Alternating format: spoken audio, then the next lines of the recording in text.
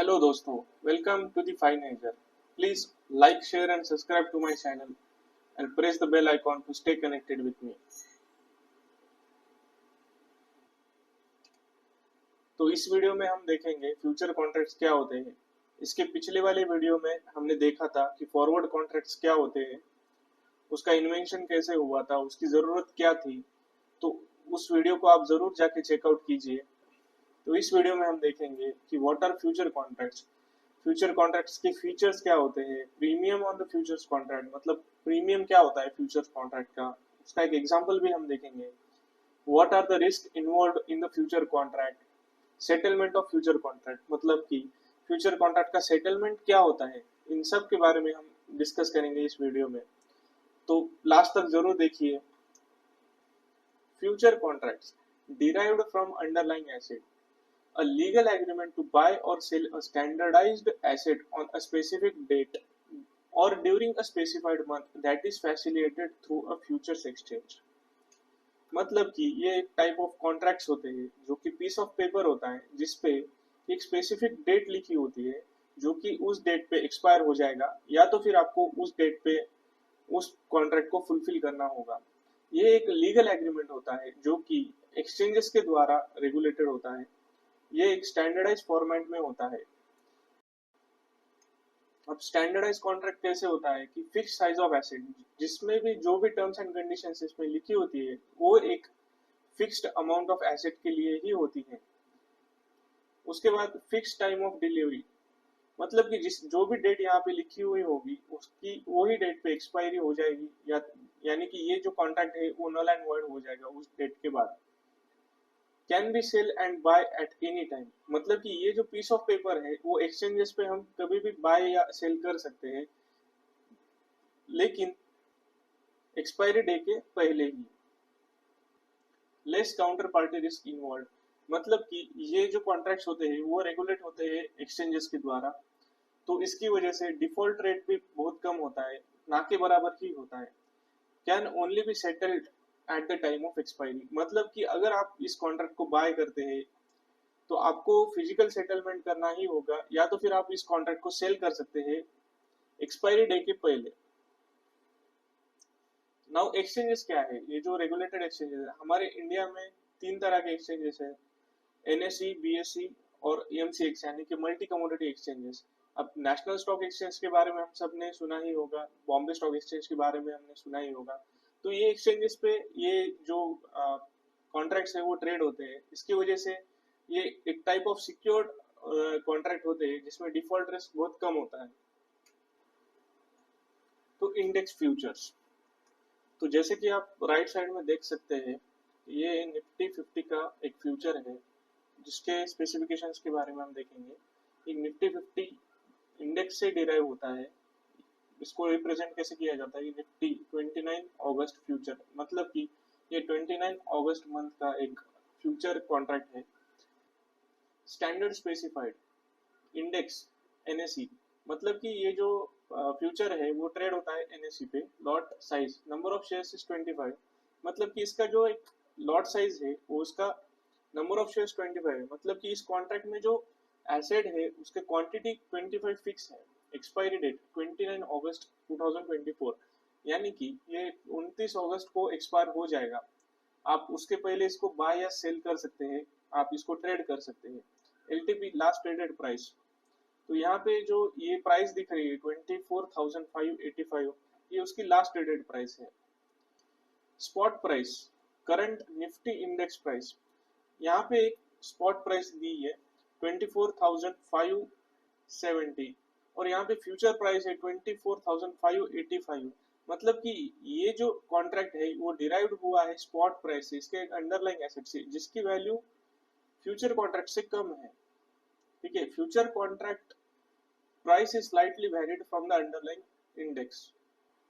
Note, this is an index future, that is, the underlying asset is indexed, so there will be no physical settlement. Because in case of stock future, the physical settlement will happen if not sold before expiry.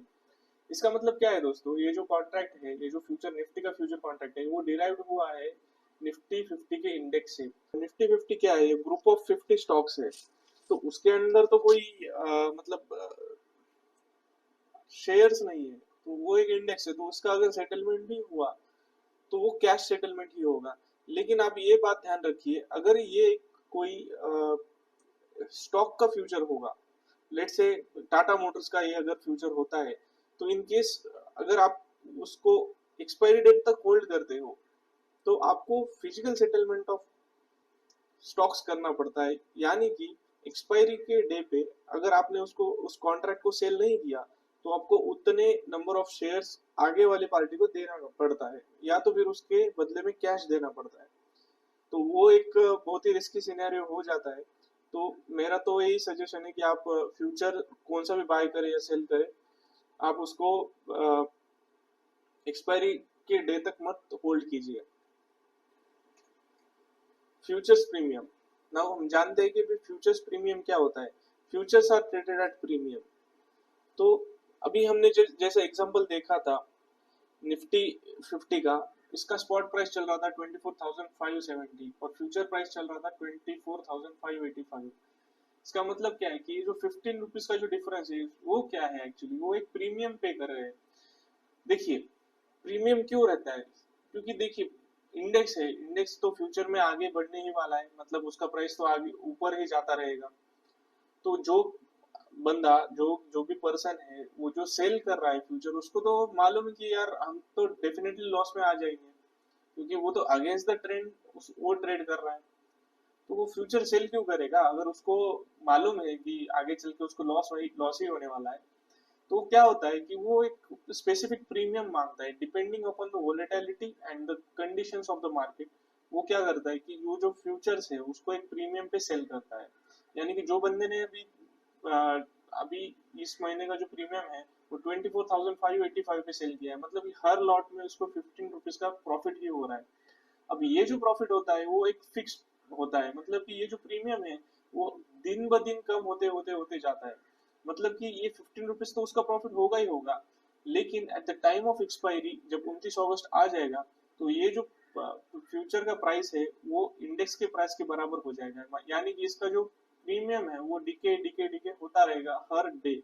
अब ये depend होता है scenario पे, market की conditions पे। कभी कभी ये डिस्काउंट पे भी मिल जाते हैं, कभी कभी ये प्रीमियम पे भी मिल जाता है। Now risk involve in future contracts, it is a risky instrument must be used to hedge the positions. अब मान लेते हैं फॉर एग्जांपल हमारे पास रिलायंस 29 अगस्त का एक फ्यूचर है जिसका करंट प्राइस चल रहा है 3045, लेकिन उसका शेयर प्राइस चल रहा है 3042। यानी कि 3 रुपए का यहाँ पे एक डिफरेंस निकल के आ रहा है। अब ये रिलायंस का फ्यूचर है तो वो डिराइव हुआ है रिलायंस के शेयर प्राइस से। ओके, तो मान लेते हैं कि करंट प्राइस जो फ्यूचर का चल रहा है वो 3045 है। अब लॉट साइज है 250, यानी कि 250 क्वांटिटी ऑफ शेयर्स हमें उसको लेना पड़ेगा इस फ्यूचर कॉन्ट्रैक्ट में। क्योंकि हमने जैसे देखा था कि फ्यूचर कॉन्ट्रैक्ट का एक साइज ऑफ एसेट फिक्स होता है, तो हमें इतना ही लेना पड़ेगा। Total value of asset under contract आ जाती है 7,61,250 एट फाइनल सेटलमेंट। मतलब हम क्या कर रहे हैं इस कॉन्ट्रैक्ट में 3045 का एक शेयर मल्टीप्लाई बाय 250 शेयर्स ले रहे हैं, यानी कि टोटल वैल्यू हो जाती है 7,61,000 के आसपास। तो इस कॉन्ट्रैक्ट को बाय करने के लिए या सेल करने के लिए हमें बस मार्जिन लग रहा है 75,000 के आसपास। तो मतलब आप देखिए कि इसका वैल्यू तो निकल के आ रहा है 7,61,000, लेकिन आपको वो चीज मिल रही है बस 75,000 में। उसका बस मार्जिन रिक्वायरमेंट उतना ही आ रहा है। तो यानी कि आप सोचिए कि 7,61,250 रुपए की जो कॉन्ट्रैक्ट वैल्यू है, जो कॉन्ट्रैक्ट साइज है, वो चीज हमें बस 75,000 में मिल रही है। तो ये कैसे होता है, वो मार्जिन पे हम कैसे मार्जिन वर्क होता है इस पे अपडेटेड वीडियो जल्दी लेके आएंगे। तो हम देखते हैं कि risk of physical delivery and liquidity of stock futures, मतलब कि इसमें रिस्क क्या होता है। मान लेते हैं आपने आज के दिन ये फ्यूचर कॉन्ट्रैक्ट बाय कर लिया, लेकिन 29 अगस्त के पहले अगर आपने इसको नहीं बेचा तो क्या होगा। तो क्या होगा कि 29 अगस्त को आपको इसको फिजिकल डिलीवर करना पड़ेगा। तो यानी कि जिससे आपने ये कॉन्ट्रैक्ट बाय किया है उसको आपको 7,61,250 रुपए के शेयर्स बाय करके देने होंगे at the time of expiry. अगर आप नहीं दे सके तो आप 7,61,000 रुपये उसको एज ए कैश दे देंगे, और वो आपको उसके बदले में जो भी करंट प्राइस चलेगा 250 शेयर्स के हिसाब से, तो जो भी करंट प्राइस चलेगा रिलायंस का 29 अगस्त को, तो उसके हिसाब से वो आपको 250 शेयर्स डिलीवर कर देगा। तो ये कैश, एक टाइप का कैश सेटलमेंट हो गया। अगर आप कैश सेटलमेंट नहीं करना चाहते तो आपको उसको फिजिकल सेटल करना पड़ेगा। तो ये एक बहुत बड़ा रिस्क आ जाता है। तो मेरा एक सजेशन है कि आप एक्सपायरी डे तक मत होल्ड कीजिए कौन सा भी फ्यूचर या कौन सा भी ऑप्शन। अगर आप बाय कर रहे हो तो बिल्कुल भी उसको होल्ड मत कीजिए, क्योंकि वहां पे एक फिजिकल डिलीवरी एंड लिक्विडिटी का एक इशू हो जाता है। अभी लिक्विडिटी क्या होता है, मान लेते हैं कि 29 अगस्त तक आपने अगर उसको होल्ड किया, लेकिन जो भी आपका डिजायर्ड प्राइस है वो आपको, अगर कोई सेलर ही नहीं मिला उस प्राइस पे, या तो फिर आपके लॉस पे अगर मिला, मान लेते हैं कि 3045 के प्राइस पे अगर आपको कोई बायर ही नहीं मिला, तो फिर वो एक टाइप का लिक्विडिटी रिस्क आ जाता है। तो फिर at the time of expiry जो भी प्राइस मिलेगा वो प्राइस लेके आपको वो कॉन्ट्रैक्ट को नल एंड वॉइड करना पड़ता है। तो ये एक टाइप का एक बहुत बड़ा रिस्क आ जाता है। अब फ्यूचर कॉन्ट्रैक्ट्स का यूज कैसे होता है, दो तरीके से मोस्टली हम फ्यूचर कॉन्ट्रैक्ट्स का यूज करते हैं। एक हेजिंग के पर्पस के लिए और एक दूसरा स्पेकुलेशन के पर्पस के लिए। So let's say for example हम देखते हैं कि आपका एक 10 लाख रुपए का इन्वेस्टमेंट है इन रिलायंस। अगर आपके बाइंग प्राइस से अगर रिलायंस नीचे नीचे जा रहा है, अगर वो 1-2 महीने तक नीचे चला गया, तो आपको लॉस होना स्टार्ट हो जाएगा रिलायंस के स्टॉक पे। बट उस लॉस को अपन कम कर कैसे कर सकते हैं कि आप हम क्या कर सकते हैं कि उसके अगेंस्ट हम एक फ्यूचर कॉन्ट्रैक्ट सेल कर सकते हैं। तो जैसे जैसे आपका स्टॉक नीचे नीचे नीचे आएगा तो वो फ्यूचर कॉन्ट्रैक्ट में आपको बेनिफिट हो जाएगा। आप शॉर्ट सेल कर रहे हैं, इसका मतलब क्या है, आपको उसमें बेनिफिट उसका वो जो जो जैसे जैसे वो नीचे आ जाएगा उसको उसमें आपको प्रॉफिट होना स्टार्ट हो जाएगा। तो ये एक टाइप की हेजिंग ही हो गई। तो ये हम क्या कर रहे हैं, फ्यूचर कॉन्ट्रैक्ट्स का यूज कर रहे हैं हमारी रिस्क कम करने के लिए। अब दूसरा तरीका क्या होता है कि स्पेकुलेशन। लेट से कि आपका कोई भी, अगर लेट से टाटा मोटर्स है, आपका कोई भी उसका ना आपका इन्वेस्टमेंट है ना कोई आपका पर्पस है कि हम फ्यूचर कॉन्ट्रैक्ट्स क्यों बाय करें या क्यों सेल करें, लेकिन अगर आपने ये सोचा कि यार एक छोटे से टाइम फ्रेम के लिए या तो फिर 2 दिन के लिए 3 दिन के लिए इसका प्राइस अगर बढ़ सकता है, तो आप उस केस में अगर उसको बाय कर रहे हो, तो वो एक टाइप ऑफ स्पेकुलेशन ही होगा, वो एक अंदाजा हो गया, वो जो कि बहुत ही रिस्की हो जाता है। तो फ्यूचर कॉन्ट्रैक्ट्स का यूज हमें बस हेजिंग के लिए करना चाहिए, लेकिन हम स्पेकुलेशन के लिए भी करते हैं for the short term of profit, मुनाफा कमाने के लिए। तो ये एक बहुत ही रिस्की इंस्ट्रूमेंट है, आपको इसको बहुत ही केयरफुली यूज करना चाहिए। तो आने वाले वीडियोस में हम ये देखेंगे कि फ्यूचर कॉन्ट्रैक्ट्स का यूज करके हम हमारे पोर्टफोलियो को या तो फिर पोजीशंस को कैसे हेज कर सकते हैं, कैसे हम उसका बेनिफिट उठा सकते हैं। तो stay tuned with my channel and